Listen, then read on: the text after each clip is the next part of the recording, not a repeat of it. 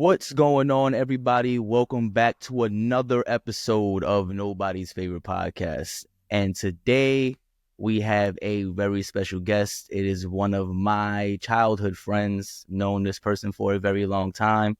And when I tell you she has come a very long way from where we started at back in the day, this is going to be a really good episode, especially for people who are going through things in life and don't really know how to handle it on their own, or need to find ways to get help or to find coping mechanisms or anything like that. This should be a pretty informative episode. But yeah, so this is Valentina Colon. She is from Queens, New York. She's a mother. She's a licensed clinical social worker and psychotherapist. And honestly, I don't really know what a psychotherapist is. So I would like you to explain to me and to whoever else doesn't really know, because I know what a therapist is, but I've never heard of like a psychotherapist. So like, I don't know if that's like a specialized form of therapy, or what would that entail, like psychotherapy? So psychotherapy and therapy, or psychotherapist and therapist, they can be used interchangeably. Okay. Psychotherapists and therapists focus on mental health, talk therapy. If you're going through something, you don't necessarily have to be going through anything super traumatic, but if you need to sit down with someone who is unbiased, yeah, that's what therapy pretty much is. They add the psycho part because it derives from psychoanalysis or psychodynamic. Gotcha. Okay. The psyche. Yeah. Nice. So give us a little brief backstory. How did you get into these things? Like, what made you pursue this type of career, this type of I guess sector of the healthcare? So actually, when I first went to school for my bachelor's, I went to Long Island University in Brooklyn. I started out as a nursing major because I was trying to follow in my sister's footsteps in terms of like healthcare. My mom, she worked in healthcare as well. She was a home attendant. My sister, she went after her and she's a nurse now. And I wanted to follow behind my sister and be a nurse as well. Turns out I'm not good at science. So, not good at science. I majored in like molecular biology. I bombed it. I also got pregnant in my first year of college. So, I couldn't focus. I was falling asleep in class. It was a shit show. So I changed my major to psychology, and I just fell in love with all things brain related, human behavior related. Why do people behave the way that they do? What about childhood informs the way that they behave as adults? Things like that. And I'm obsessed with it. So I got a bachelor's in psychology. And then I found out that in order to be a psychologist, you need a doctorate degree. You can't just have a bachelor's. So you have to go all the way through and do like years and years of work. Kudos to them. Shout out to the psychologists. You have to do years and years of work. You have to pass this big exam. And I just wasn't ready to do that because I had a small child. So I said, okay, I'm going to have to do something else. And the route that I took was social work. And in social work, you can go so many different ways. You can do community organizing, you can do mental health, clinical, you can do research, you can do consultation. And I chose the clinical route to do mental health. So that's how I became a licensed clinical social worker and psychotherapist. Very interesting. Okay. All right. So I went to college for a brief stint. I was majoring in psychology with an emphasis in behavioral analysis. So nice. I made it to like the bachelor level, but I never, I just, life took hold of me and I just, couldn't carry on from there. But I've always been interested in how the brain works, why people make the decisions that they do, how certain things are genetic and certain other things are not.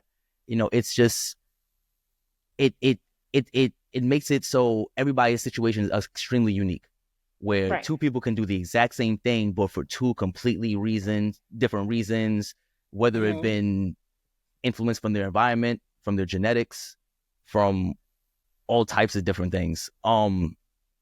So I saw on your website, I went to your website, I've got it pulled up over here, And actually tell us what the website is. Oh, therapy with V. That's VEE.com. Nice. So So everybody can that's go my there. private practice. Yeah. Nice. Oh, so that's a private practice. You can schedule or request consultation, schedule things there. Mm-hmm. It's a lot of information on here. So Yeah. I've got it pulled up here, and I see that you focus a lot on co-parenting. Yes. Okay, and I remember you said you got pregnant in college. So I would Mm-hmm. assume you're still a teenager, first year of college. Yes, I was So 19. um how important is that? First of all, first question would be, did getting pregnant influence your focus on the co-parenting thing? No, actually. It wasn't until I want to say within the last decade that influenced my passion for co-parent coaching. That's what I'm Okay. offering now. When I was younger, when I was in college and I was studying psychology, I really just wanted to focus on human behavior and what drives people to do what they do. But being that co-parenting was so important for my life and my son's life, oh, especially over the past decade or so, my son is 17, he'll be 18 this year. Um, those primal years is where you really need to lean on your co-parent, especially Yeah. raising a boy. Yeah. Yeah. Um, that can be interesting. Girls too, actually. But I have a son, so my experience is a bit different. But it wasn't until I want to say 10 to 12 years ago that I started looking at co-parent coaching and how instrumental that can be in people's lives. Interesting. Okay. And so Mm-hmm. how important is it that to both the parents for healing and the child to prevent the necessity for healing in the future, I would assume, this Mm-hmm. type of coaching? Right. So co-parent coaching, not to be confused with like couples therapy, right? Okay. So the majority of my co-parents that I do sessions with, that I coach, they're separated, divorced, never been married. Some of them, it was a one night stand and they had a Now they're baby trying to figure it out together. now. Now they're trying to figure it out, right? And they're actually trying to get to know each other as people too, before they can learn each other's, parenting style and things like that. So that's a little bit more nuanced and challenging for both people, for me too, because these people don't have a history together. And then Yeah. some co-parents, it's easier for them because they don't have a history together. And they still come together because they have a common goal and they just want to do what's best for the kid, right? I think it's important for both people to at least agree that they need a third party to mediate, Okay. or at least agree that, okay, we need to get along for our child or our children. Um, and then that's how I usually start my co-parenting sessions. I'm like, okay, what's your goal? What's your goal? And what are some goals that you guys can come up with together? And I always thank them for showing up too, because I know that can be really hard, especially when people are not getting along, you know? Yeah, I could assume if the couple is not together and there's some type of friction there that's causing Mm-hmm. a rift in the co-parenting, that they have to go to therapy or coaching, that it Right. would be pretty difficult to get, especially a man, to show up Mm-hmm. to these type of sessions and actually, be open and honest and not be blaming the mom for everything, or the mom Mm-hmm. blaming the Mm-hmm. dad. So since you said that most of these couples are separated or broken up or they weren't even together, Mm-hmm. how does that how does this affect you, knowing that you do all of these type of sessions and it's all these different types of cases, and you pretty much seen it all, done it all? You're not going to be surprised by any real situations because you talk to so many people. Mm-hmm. How does having these skills affect your personal life? Does it make it difficult for you to communicate with your friends and your family, or anybody, because you're just always analyzing them, like seeing, so like checking, like you just can't turn it off? Sometimes, right? Sometimes I'll have to take my clinical hat off and store it somewhere. When I'm like reprimanding my son, I put the clinical hat on sometimes. So I'm trying to really dig deep and see, what he's thinking. Um, sometimes I'm the person that the family comes to when they want to resolve problems amongst each other.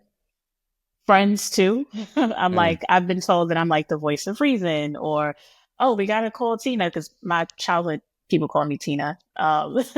So, oh, we got to call Tina and see what she thinks about this. See, to get her opinion, see how we can resolve this. And I take pride in being that person, that pillar of stability and voice of reason for people. But it does become a little bit overwhelming, especially if I'm going through my own thing, yeah, you can't pour from an empty cup. So I try to I try to have some degree of separation when I'm going through something. I might not be as vocal or engaged with people, but I always come right back because I know what to do to get myself back up and running again. makes sense. All right, that's great because I know a lot of people who have are in certain fields and they get around people and people don't want to be around them because they're like, come on, bro, you're always Yeah. on it. You're always like this. We're here to have fun, but you're always on it. You know what I mean?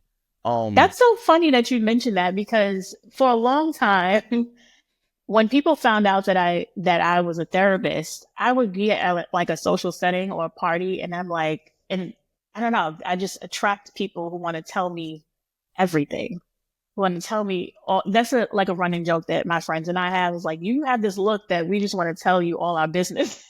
everybody trying to get a free session. Everybody wants a free session out Right. here. And it ain't not free, okay? It's not free. But yeah, for a long time, I would go to like parties or social gatherings, and people would be like, "Oh, I heard you was a therapist," and then they'll start telling me everything about themselves. And I'm like, I just want to drink and socialize. Yeah, Like, yeah. yeah, yeah, Yeah,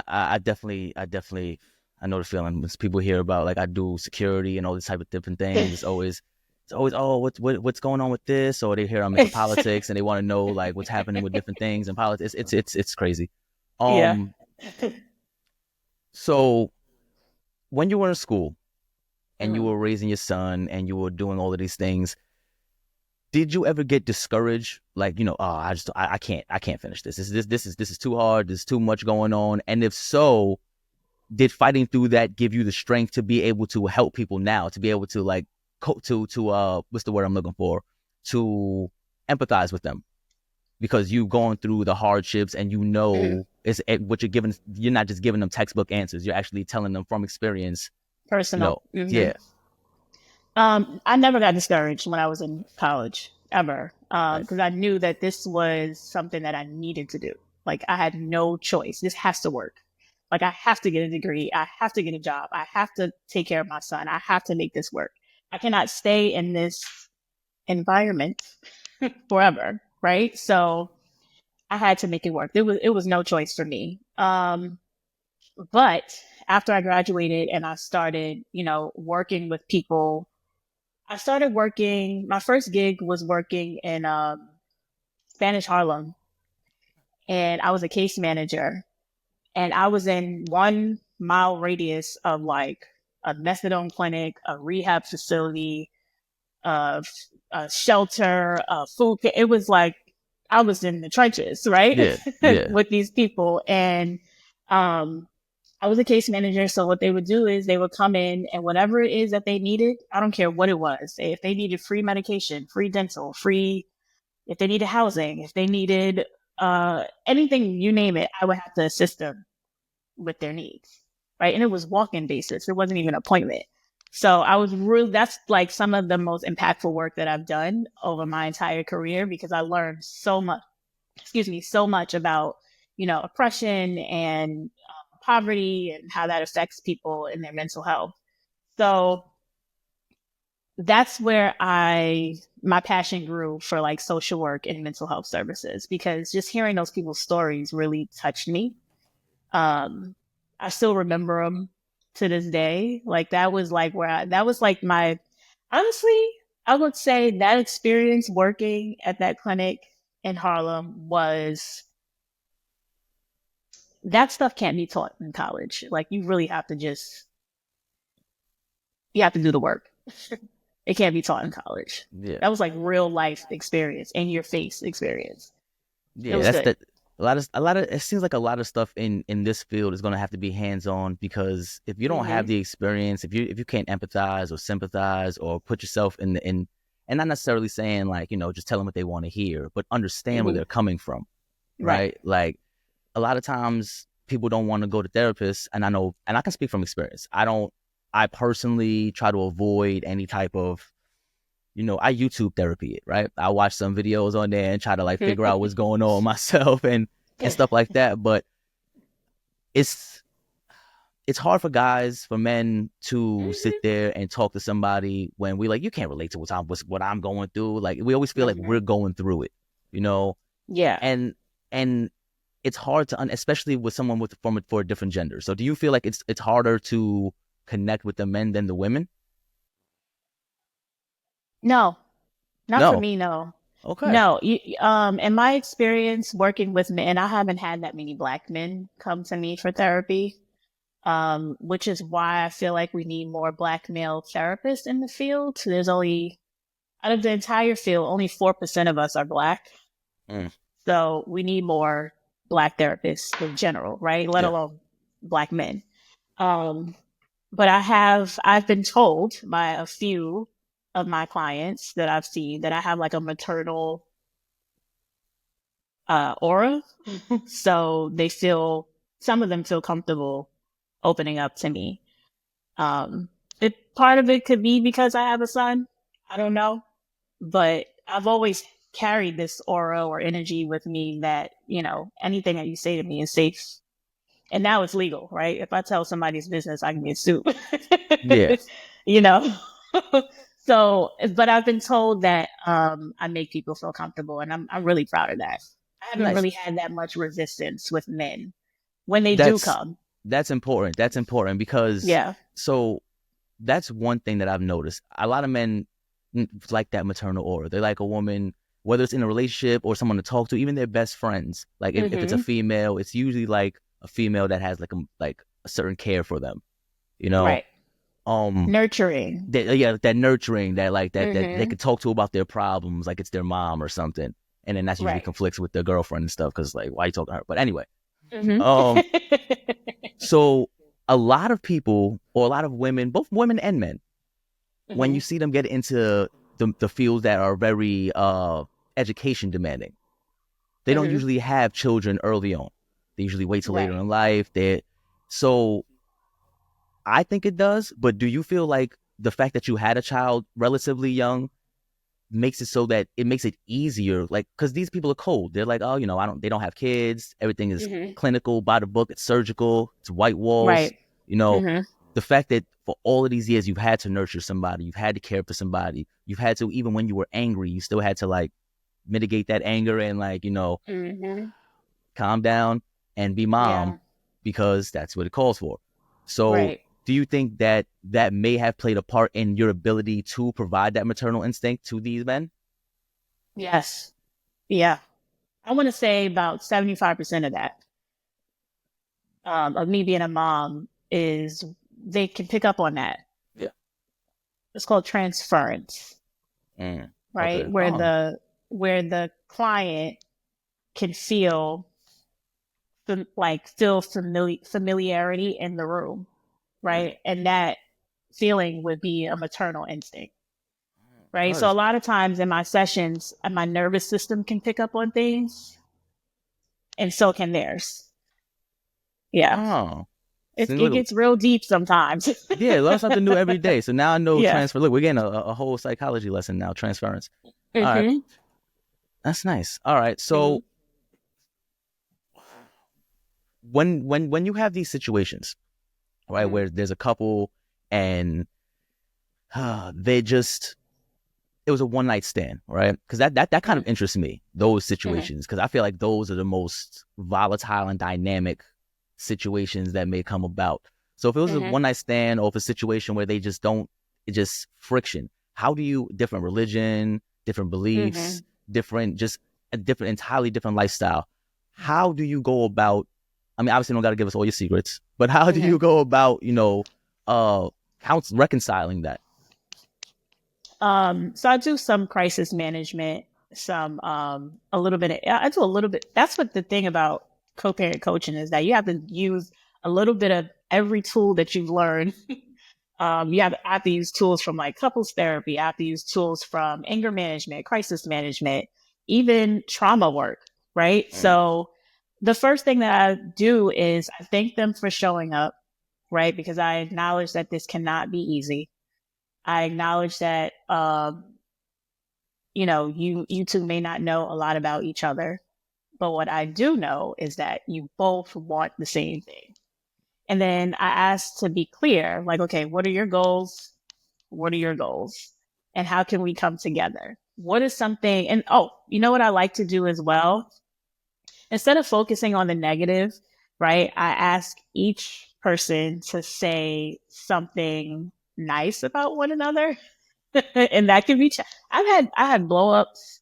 I had people, hang up the session on me. It can be really intense, right? But for the most part, people want the best for their kids. They want to try. At least they want to try, right? Mm-hmm. Even if I can get 2 sessions out of them and they never show up again, they tried, right? But what I like to do is ask them about what their goals are, what their shared goals are. What would you like to see from the other co-parent? What are some things that are actually working that your co-parent is doing and you would like to continue to see? Um, yeah, that's usually how I operate in the beginning. So are there situations where one parent wants to do it and the other one doesn't? So you're only working with one parent? Mm-hmm. Yeah. And so how does that work? So are you giving them tools to take home to work, like secretly work out with their spouse or with the other parent if they're not together? Yeah, that's exactly what I do. Sometimes the situation can be so intense that they can't even talk to each other. Mm. Right. So I come up with other tools that this one parent can use to work with the other co-parent. There's some co-parents who don't even want the other co-parent to know about their whereabouts. They don't want them to have their number. So I would recommend something like Google Voice, right? Like, okay, this is the way that you guys can communicate where they don't have your personal information. Can we do that? Right? I've had I've had a co-parent coaching session where one of the parents, I won't say who, decided that they did not want to be a parent anymore and they wanted to release their rights as a parent. And that was really hard. So I had a lot of single sessions with the remaining parent. Sheesh. Yeah. It was painful. That's yeah, I can Yeah. imagine. I can imagine. Mm-hmm. There's a lot of single people out there raising kids, both male and female, single moms, single dads. Mm-hmm. And Yeah. it's difficult. So is there any advice that you have for people out there that are doing that? If say they're just not ready for coaching, and Mm-hmm. they just need some kind of, word of advice or affirmation or something that you can give to them, whoever may be watching, because we get a few viewers on here. But Yeah. what would you tell them? People who are single and it's rough. They're raising a kid or children alone. Mm-hmm. The other person doesn't want to be in the kid's life, like you said. Situation like Mm-hmm. that, they either don't know them or they gave up their rights. You Mm-hmm. know, what advice would you give that person? I would say find their community of people who are just like them, other single parents, other people who have gone through similar situations. If they're not ready to come to coaching or go to therapy for themselves, right? Because I would recommend that. Like therapy and co-parent coaching are totally different, right? Yeah. And I think that I would recommend finding their community and finding that social support, whether it be family, friends, anyone, um, a support group, finding a community of people so they won't feel so lonely. It will make the word single and single parenthood feel less lonely if they Yeah, find community. it's very Yeah. taboo. It's like something. Mm-hmm. It whenever you see single parents, 'cause I was a single parent for a while. And whenever you see single parents, going through things, or you see like you just automatically assume something bad happened. Right. It's always a negative stigma on it. Mm-hmm. We don't ever even assume like IVF. Like we don't assume like Right. There's some people adoption, who are, you yeah, some know. people are single parents by choice, single moms by Absolutely. choice. They go to, a bank, or I watched this show on Hulu called I think it was called The Parent Test. Really good show. And it takes you through like different parenting styles. And I always recommend my co-parents to watch that show to see where they fit in. But there was a guy on there who was a single dad, and it was by choice. It wasn't by, he found a surrogate, and, he found an egg donor, and the rest is history. So sometimes it's by choice. Sometimes people don't want to have a co-parent Yeah. so soon, at least. Absolutely. Sometimes people just they're how do I say this? They're content in their bubble. But they have that Right. they have that biological clock that's ticking. Men get it, women get it.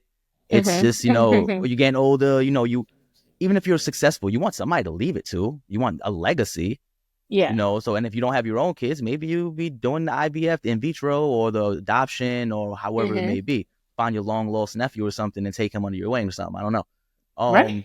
Um, whatever it is. But so do you recommend things like, based on how society is now and Mm-hmm. the fact that divorce rates are higher than marriage success rates, Mm-hmm. and in the urban community, like the minority community, it's 40. I believe I just saw something today. It said that 47% of black women are like black moms are single mothers. Oh, awful. Yeah, like an infograph. It had Asian moms, Hispanic moms, Mm-hmm. white moms, black moms, and 40 black moms are 47% were single moms.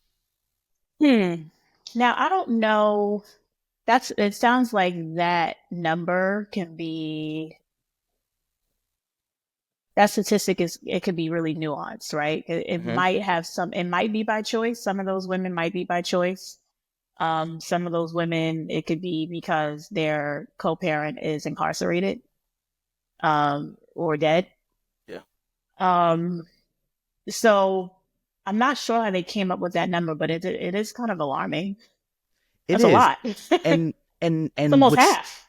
absolutely, and it's scary, and it's even scarier because even if those men are incarcerated or Mm-hmm. deceased, the Mm-hmm. fact that so many people in the black community are left like so many women are left like that, and so many men go through that, Mm-hmm. because those children have fathers, so something's Yeah. happening to these men.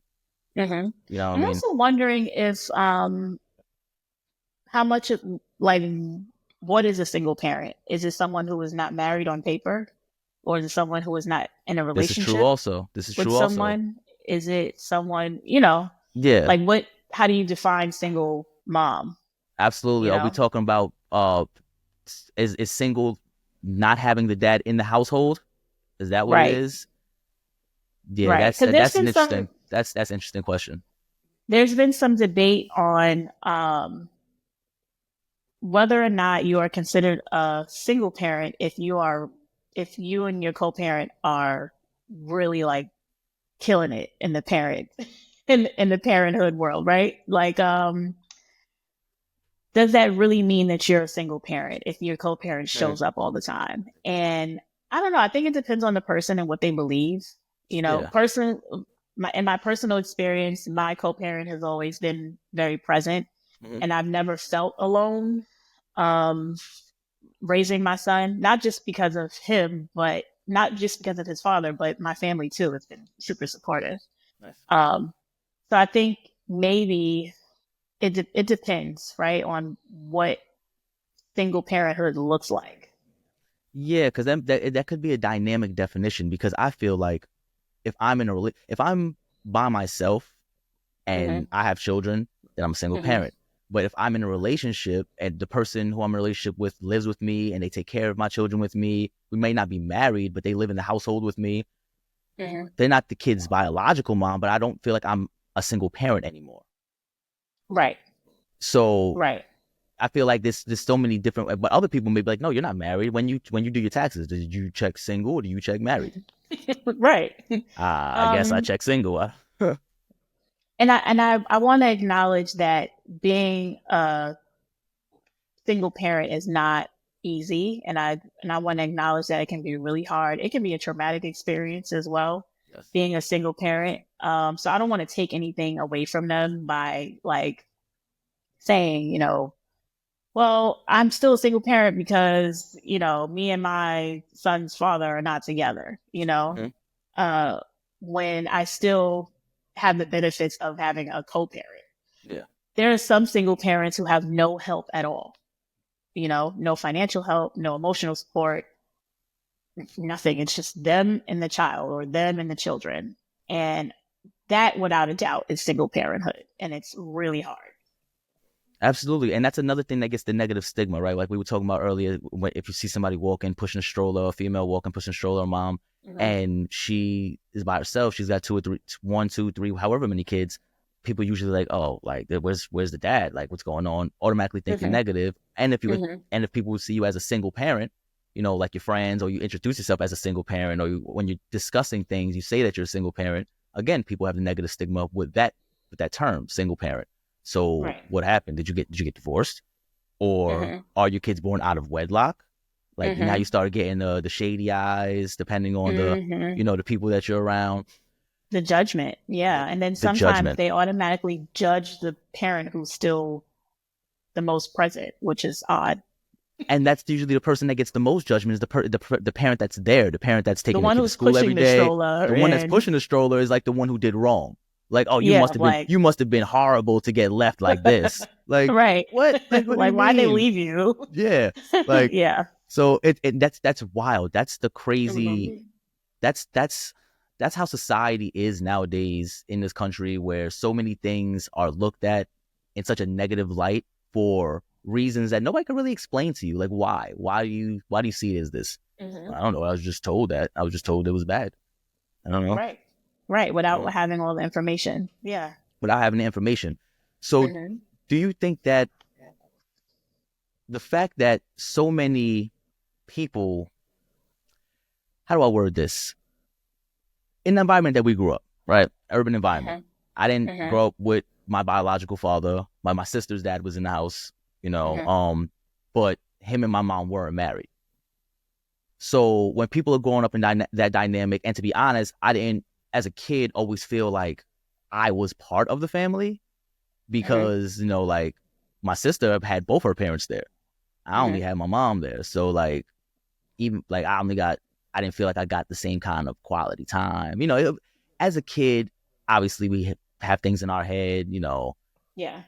Are you the youngest? whatever. What's your birth order? So I was from my mom. I grew up with my mom. I didn't grow up really knowing my dad or anything like that till I was like 17. But I'm Mm-hmm. both my mom and my dad's oldest. But Okay.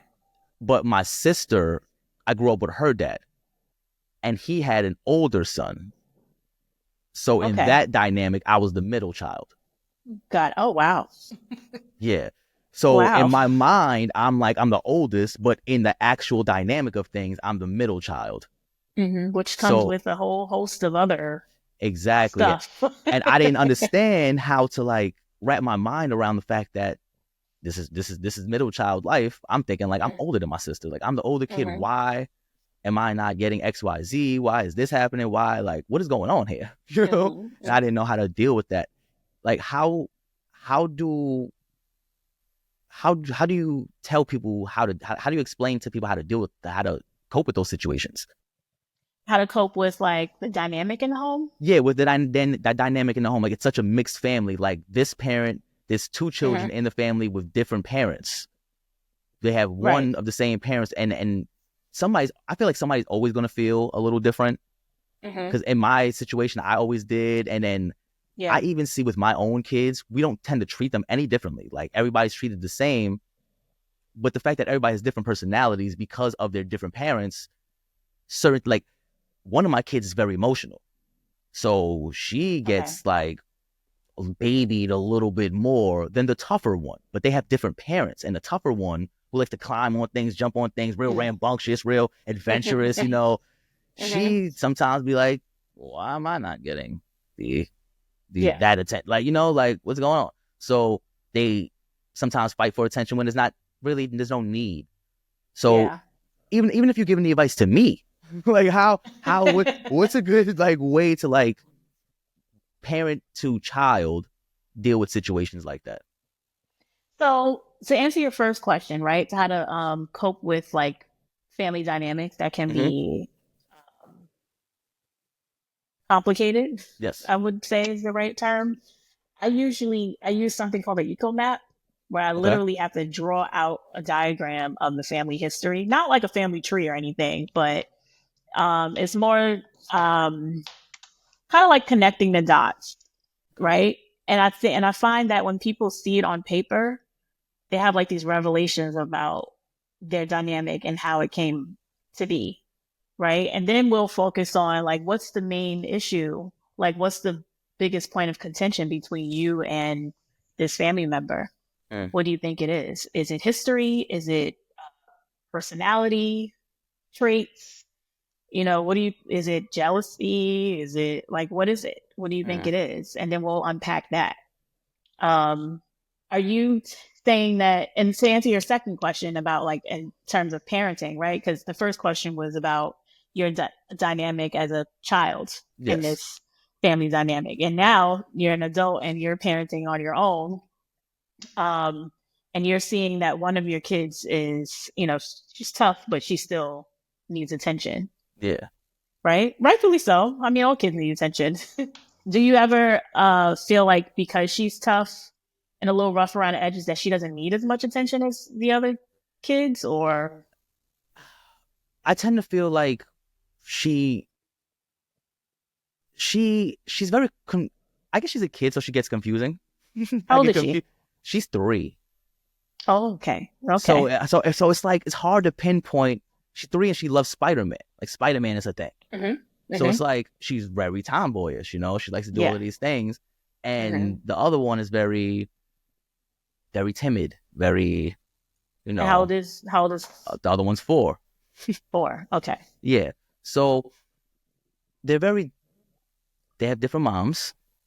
That just is what it is, I guess. But okay. they they might take on different personality traits from their moms. They do. So it gets to like I don't know how to explain to, or if there is a way to explain, or like if I don't know what to do in terms of like making one not feel like another one is getting more attention than that one, because it's not really that kind of situation. I'm just trying to cater to their personalities. That's what I would recommend. Cater to their personality. So one like Spider-Man, get her all the Spider-Man stuff, right? And what is the 4-year-old, the one who's a little bit more timid or shy, what is she into? Unicorns and princesses. Unicorns, glitter, princesses. Buy one a Spider-Man costume, buy the other one Princess Peach, right? It's equal. It's just different. Yeah. It's like, and we do our best with that. Every time we go somewhere, we try our best. Like we get one something, we get the other one something, but obviously it's gonna be a different something because they don't like anything of the same. And kids will be kids, right? If they see that, a lot of kids don't like to be different. They want to be looked at the same, and they want to do all the same things to feel like they're fitting in. So that can be misconstrued too. So I think you might have one of them acting out because like, oh, you bought her Spider-Man and, you don't even like Spider-Man. So why are you worried about it? and that's usually the situation. So that's usually like we can take like church, for example. Like the 4-year-old loves church. Like she'll sit there the whole time and be quiet. And the 3-year-old will be like, oh, it's time for church. Cool. We're going to go. We're going to do church. Okay, cool. And then once it starts up, she's moving around. She don't want to sit down. But it's like we're doing the same thing. But it's like, oh my, it's difficult to like maneuver. Yeah. So would you say it's does that make parenting challenging for you? Like co-parenting challenging for you? I don't think it makes co-parenting challenging. I think it makes it ever changing. I Yeah. think it's like it's always to where certain, like in families where all the children are from the same parents, they tend to Mm-hmm. all be, I don't want to say cookie cutter, but they tend to usually have all the same interests. Like, this is a sports family. This is a business family. This is Oh. this type. Like, they all do the same thing, and they all tend to Yeah. have the same interests, even if they have like little side hobbies. Like, they Mm-hmm. all have the same general, interest for Mm-hmm. things. Mm-hmm. But when they're different parents and there's different genetics and there's different bloodlines, and you know one may have inherited this trait that's entirely opposite from this trait. So it's Right. like, this one loves the zoo, but this one hates the zoo. Mm-hmm. How do we have to take two different family vacations now? Like, how do we combine this? Like, how do we do this? So I'm not saying No. that's my situation, but in Mm-hmm. in, in terms of that, like, I feel like I know a lot of families that go through that, you know, and then it makes the child, or makes the parent, not, again, not my situation, but I know a lot of people Mm-hmm. who deal with this, and it tends to make them look at the child like the child is ungrateful. Mm-hmm. You know When what I would do in that instance is like let's say I had two children who were totally different, like opposite, right? Mhm, Um I would instill in them values of showing up for your sibling, right? mhm, So if one hates the zoo and the other one loves the zoo, okay, we're going to go to the zoo because so and so really likes the zoo and we're going to make this work. We're going to show up for her. So next time you want to go to Comic-Con, we're all going to go, right? To yeah, show up for you as well. yeah, And instilling those values from young is really important because when they get older, they'll they'll probably continue to do that. Like, oh, I'm going to show up to my brother's weird party because he's my brother and I love him. And, yeah, I want to support, not because I want to be there, but it's just the right thing to do, yeah. you That know? makes sense. That definitely Yeah. makes sense, and that's something, and that's something that's, I think, is very logical and easy to get a child to understand. It's It not is. Yeah. it's not overly scientific. It's like, we love, this is your sister, or this is your brother. We love them, and this is what they Mm-hmm. like. So today we're gonna do what they like to do. You know. Plain and simple language. I think it's the best time to do that is when they're really young because Yeah. that's their language. Yeah. That's how they speak anyway. That's how they understand is when you're very direct. Like, oh, we're going because your brother loves this. We're Yeah. going because your sister loves this. And the thing that you really love, your brother or sister is going to tag along for that as well. Yeah. And the fact that you say that, I like that you said that, because to instill it into them when they're young. Mm-hmm. Um, do you think, I don't know if you've had a fluctuation of age groups, with, like, if you've dealt with different children, in your coaching sessions, but Mm-hmm. do you think it's easier to get a younger child to cope with the situation of the parents needing to co-parent than it is to get an older child to cope with the situation? So with my co-parent sessions, the child is not present.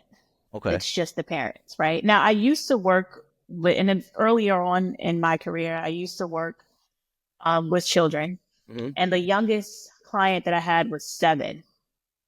Um, and I did some trauma work with that age group. Okay.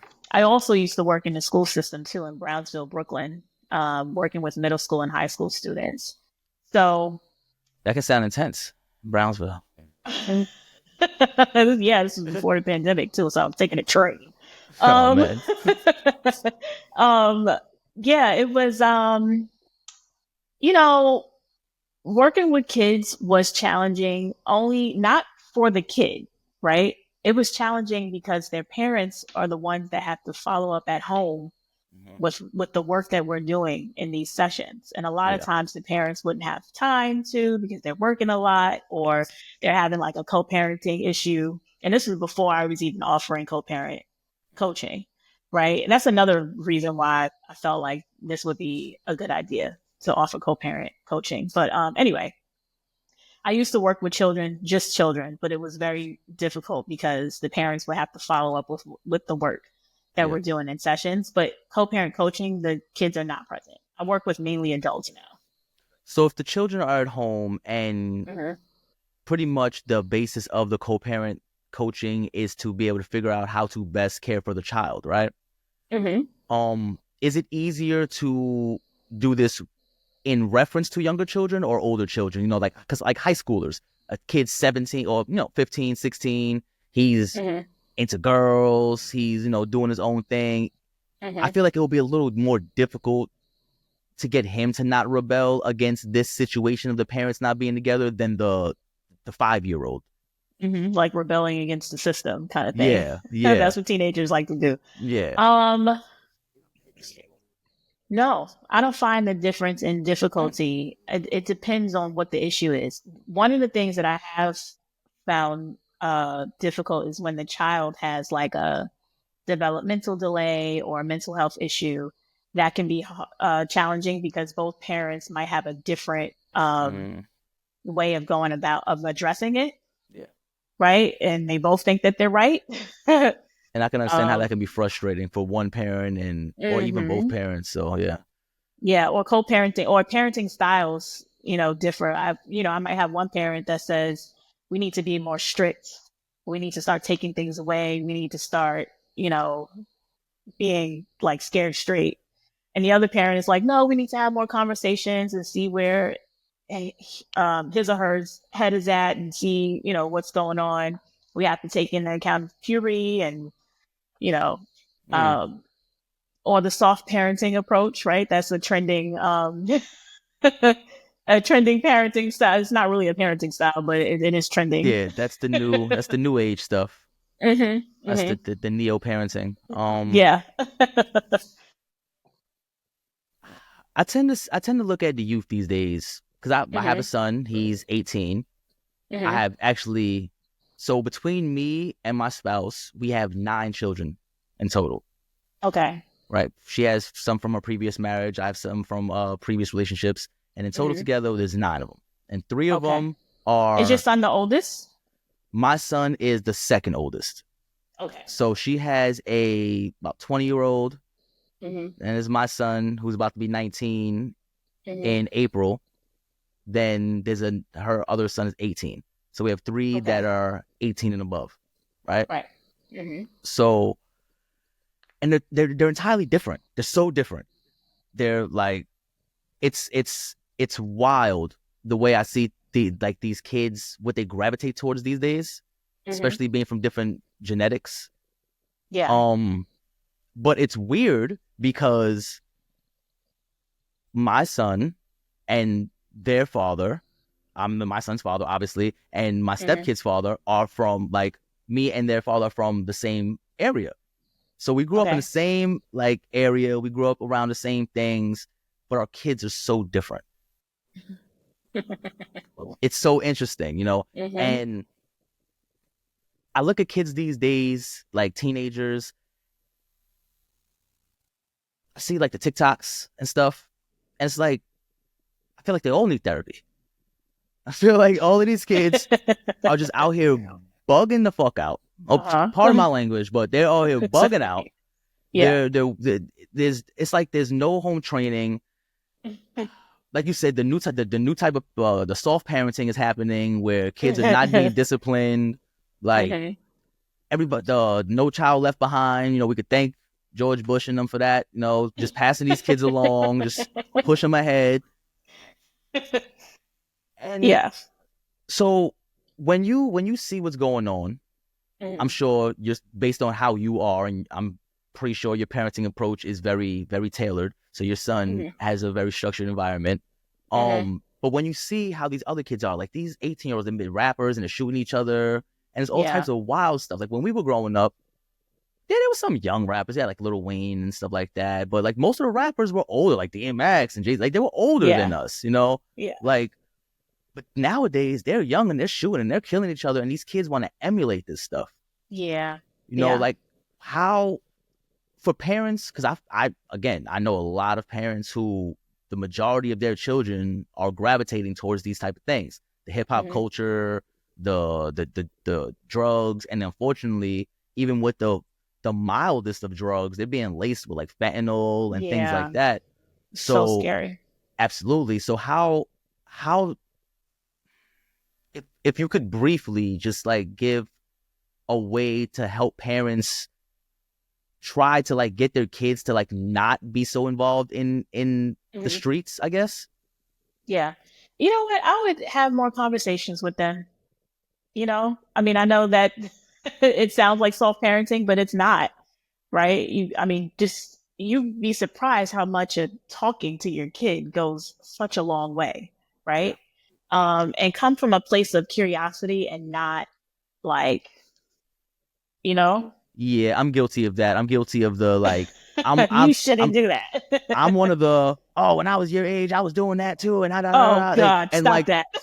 hey man, I try so hard to do it, but it's like I'm a product of my environment in that sense, because that's how like my mom would say, would things what she would say to me, like, oh, when I was your age, I know exactly what you're doing. When I was your age, Uh-huh. all of this stuff. So I'm like regurgitating everything that I Like you're consumed literally when I was a becoming your kid. mom. Yeah.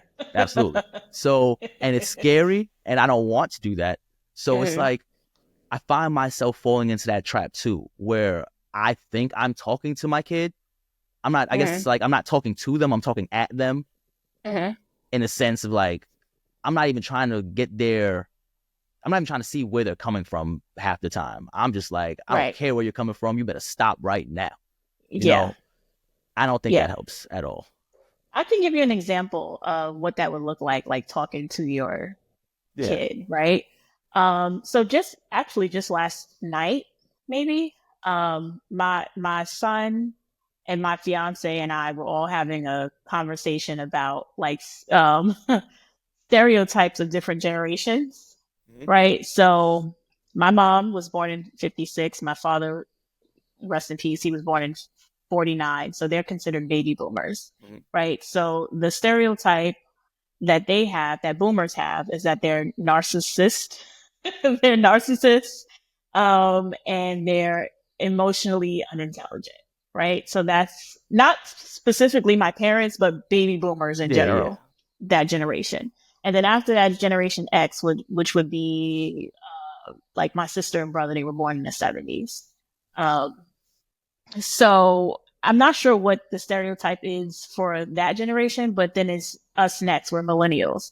And our stereotype is that we're whiny and we fuck up all of our money. We have, um, and you know, we're quick to like rebel at work and quit our jobs. Right. And Gen Z, I asked my son, I said, so what's some stereotypes about Gen Z? Can you tell me? And he was like, oh, that we're emotionally unstable, we're sensitive, and and that we're hot headed and you know, we're like quick to, you know, be violent. And Hmm. I was like, do you believe those things?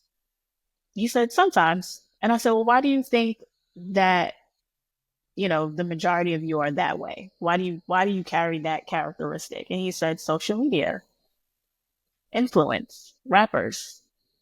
That's what he said. And he's 17. So they know these things, Yeah. right? So I think just talking to them about it and asking them questions about like, how do you connect with this? What is it about this that you really like? Yeah. Yeah. And how do you see this working out for you in the long run? That question right there can be really difficult because teenagers, um, you know, their brains are not fully developed enough for them to They don't see have that very much far ahead. foresight. Yeah. Yeah, for them to see that far ahead. But I think that's a good question to ask anyway, to plant the seed, right? Mm-hmm. So just asking them like, so where do you see this? Where do you see this going? Like, you know, you sagging your pants down to your knees and, you know, getting dreads and dyeing them blonde. And how do you expect to go on a job interview? Do you want a job? And Right? and Or if and you don't want a job, what do you plan on doing? Are you going to be an entrepreneur? Are you going to that's another thing. invest in These days, stock? Are you? these days they're all either rappers. I don't say all, but the majority of the urban kids are either rappers or they're entrepreneurs, right? They're selling Mhm. clothes or they're sneaker reselling or Yes. they're Hmm. doing something along those lines. And that's fine. You know, that's great. But the problem is that they're not really learning that you got to pay taxes. So they kind of like, Right. and we don't get that kind of education coming from where we came from, you know, like they don't Right. tell us about taxes and stuff like that. So the kids, they're on eBay and Amazon. They're selling these things and they're making pretty good money these days. But Yeah. they're falling deeper and deeper in the hole with like Uncle Sam with the IRS and everything, and they're not getting, financially educated on these types of Right. things. So it becomes difficult sometimes have the conversations for some parents to have the conversations with their kid, like, look, you don't need to be in the streets doing this. You can do other things. If you don't like school, you can do this. But Right. then they don't know how to tell them to do it the right way Yeah. And I think it's our because we didn't learn it. responsibility. We didn't learn it, right? But now it's our responsibility Mm-hmm. to learn. Yeah. Yeah. Ignorance is an Because exception, right? right. Just because we weren't given those tools doesn't mean that we can't go out and find them, because we actually do have the resources to learn now. Yeah. Our parents didn't have that. They were blocked out of certain rooms and certain conversations, and they were, those tools were hidden from them and purposely hidden from them. But now we have our generation, we have so much that we can find out on our own, We do. And a lot of that scares me because like the mass amounts of information we have access to at our fingertips, it's like, it's scary and it's great because we can find out anything, but it's scary because the kids can find out anything. Right. And they're learning, and a lot of times they're learning things that they don't need to be learning. And a lot of times when they're on social media, it's kind of like, so how do you feel about social media? I noticed the other day, because my daughters like to watch the YouTube shorts. So, and they're like really short clips, and even Disney has like these shorts now. And I tried to sit them down to watch like a full length movie the other day, and their attention spans were like, they used to be able to watch the whole Lion King movie, sit there, fine, have a snack. And now they're just like the social, I don't know, I feel like it's the social media, like, and YouTube is like social media, the YouTube shorts, the little videos, it's the little 2-minute video. Now it's a completely different subject with a completely different video, and their brain barely even focused on the last one. Do you think that's harmful and detrimental to the children that are watching these videos? It can be. I don't think it's entirely harmful. No. But I do think that they can learn something from these videos, or it all depends on the content and what they're watching, because programming is a thing, right? That's real. But I also think that they can learn a lot from it. So it's like a double-edged sword, right? That's how I feel. Yeah, it could be really useful and a good thing depending on how they use it or how the parents are monitoring it. Or it can be really harmful, because sometimes I look at stuff online and I look at the comments and I'm like, ooh, that's mean, and can you imagine seeing that type of bullying constantly? It can be really, it can be detrimental to your psyche. Absolutely. A lot of people don't have like the mental fortitude or emotional fortitude to be able to take those kind of like just brush it off. Some people just like, whatever. I don't care what people think. I came into this knowing they were going to be haters, and they take it and they love it. But other people, because it's not normal to have a group of people hating your guts and saying mean things about you. Yeah, that don't even know you, that you've never even encountered in life. This random group of people. Yeah, and as human beings, we're not built to withstand that type of treatment. Yeah. So it can be dangerous. It can be. It can be. Yeah. I've seen situations where entirely a quiet kid, no bother nobody, does his own thing, goes from point A to point B and back to point A that's it, for no reason, gets bullied, and just snaps. And this is not this kid's personality. This kid's a gamer. You know what I mean? He just goes home, does his thing, talks to his friends on his headset, and all of a sudden, he just went crazy. Everyone has a breaking point. Absolutely. And people always say it's going crazy, but nobody ever really tends to look at the process that led up to this breaking point. The straw that broke the camel's back. A straw is a tiny little thing, but it broke the camel's back for a reason. All that other stuff that was there before it. Yeah. What's a pivotal moment in history, what really also fused my passion for like human behavior and mental health work and clinical background, is the Columbine shooting. Right? Because I'm like, I saw those videos, and that was something that uh, that was kind of new for me to be exposed to as a kid, is to be exposed Yeah, to that type of violence and seeing those yeah. videos. That was And the I'm first time I looking at came it, across that. yeah, right. And now we see violence 24/7 on social media. I mean, you see Hmm. black men being slaughtered like it's a regular post on Instagram.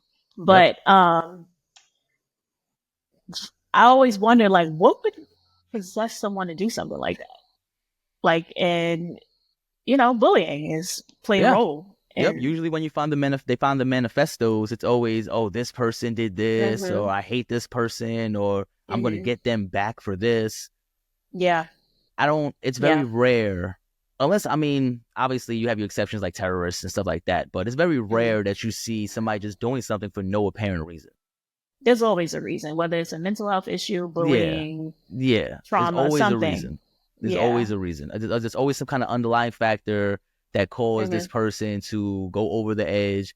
And a lot of hmm times, I'm not gonna lie. So I've been watching me and me, me and my wife have been watching a show called The Shy. I don't know if you watched The Shy before Oh or yeah, heard I about it. watched the Yeah. show. So I just hmm got into it. I knew I was watching Power and Empire and all that other stuff before, hmm and I never got into The Shy until recently. We've been binging it, right? Yeah, So I love the show. it's a great show. So in that show, obviously you're familiar when they started the Rock group program, when all the women whose kids have been killed in Chicago, they could come hmm together and they can speak about their experiences. And hmm then the men had started their own little men's circle. I just feel like if there are more things like that, like even in I churches when love they have that. small groups, like if there are more things like that for men, women, even kids, because as a kid, I knew for a fact, like I can still remember now, it wasn't cool to express your feelings. Like we didn't want hmm to talk about stuff. We didn't want to like, nah, like what do you mean? Like you're sad. You a bitch, bro? Like what's going on, bro? Like what's Yeah. happening? Like hmm you had to suck it up and go home and cry about it in your pillow later when nobody was watching or something. So Yeah. I just feel like if more people had access to these type of resources, these type of groups, hmm programs, there would be so much less violence, so much less Yeah. hurt and pain in the hmm world and in society. And I'm not saying everybody has to get along, but I am saying that there'll be a lot less people fighting. Right. I agree. I You know, agree. I mean, I think if showing emotion for boys wasn't so stigmatized, then it would be easier to have these programs and for people to actually, to have butts and seats to yeah, these absolutely. programs. If it wasn't so lame to be sensitive, Yeah, yeah. right? That's the big problem with men. It's lame to be hmm sensitive. It's not cool Yeah. unless you're Drake and you can sing and rap, and that's cool, right? Right. Then you making millions off of being Uh sensitive. huh. Then it's all right. Yeah. Yeah. Oh man, Yeah. I definitely appreciate you stopping by today and doing this Oh, of episode with me. course. This This was was fun. this was great. Hopefully we can get you on again sometime in the future. Yeah. There's so Um, much more that we could talk about in terms of like mental health, like just digging deeper into, because not only do I specialize in co-parent coaching, that's one of the newer services that I offer, but my foundation is in anxiety and mm, um inner child work. So maybe one day when we have more time, we can talk about those things. I think that would absolutely. be That really sounds cool. great because I would definitely like to know because I see things when people say, "Oh, I got to get in touch with my inner child," or Yeah. I don't know what that means. It's like when I hmm hear people say that, I I'm not trying to be funny enough like that, but the first thing that comes to mind is I don't want to grow up. I'm a Toys R Us Yeah. kid. Like I don't know. Sounds That's like like, yeah. like my inner child. He doesn't want to grow up. Like I don't. I just Yeah. associate it to that. But I would definitely like to dive deeper into that and hmm get more familiar with that aspect of therapy and psychology and Okay, so let me yeah. leave you with this, right? Okay.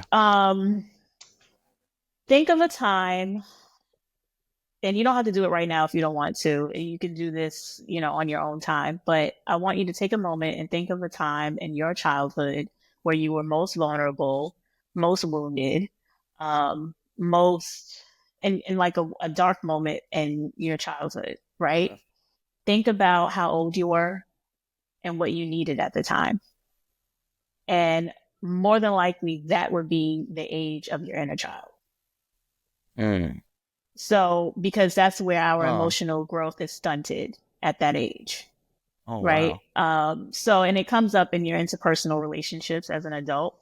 Sometimes you might respond to certain triggers from that childhood space. And the idea of inner childhood work is to build a better relationship with that young Justin Mm. so he won't act out. Right? Interesting. Yeah. That's what I've So been doing. That's the basics of that's what I've been doing. that's amazing because I didn't really hear because you said anxiety, right? So I didn't Mm-hmm. really hear the word anxiety much growing up. I didn't. It Mm-hmm. was like you just you're You excited about something, you're nervous. nervous. You What you got the nervous. You jitters, acting bro? like a What's going on? bitch. Yeah. Exactly. Like what you all jittery for, bro? Like what's going on? What you Yeah. shaking for? You scared? You scared about something, Yeah. bro? Or So you a punk or you pussy or you yeah, yeah. exactly. Like So no, I'm fucking anxious. That's a thing. as we grew up, I was like, Right. I started to hear the word more and more and more and more. Mm-hmm. And then I learned that it's a clinical term. Mm-hmm. And I started seeing all of these people. At one point, I'm not going to lie, it started to feel like people were using anxiety as a scapegoat for certain Yes. I mean, things. that happens a lot now.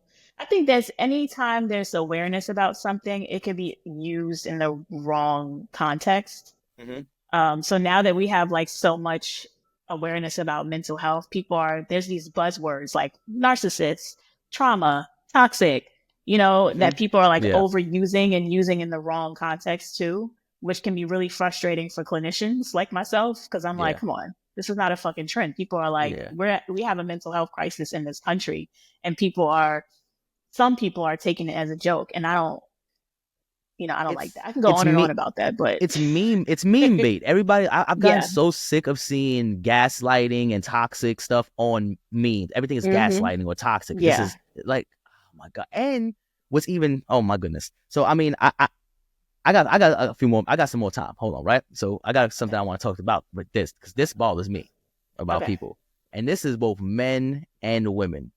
Now Okay. that you say this, I have 5 more minutes. Is that okay? absolutely. That's all I needed was 5 more Okay, minutes. good. Good, good, good. So Okay. so we're gonna leave them with this, right? Because I want people to know about this. I see this a lot on social media. Why do Hmm. people think it's okay when they to be toxic? Why has that become a trend?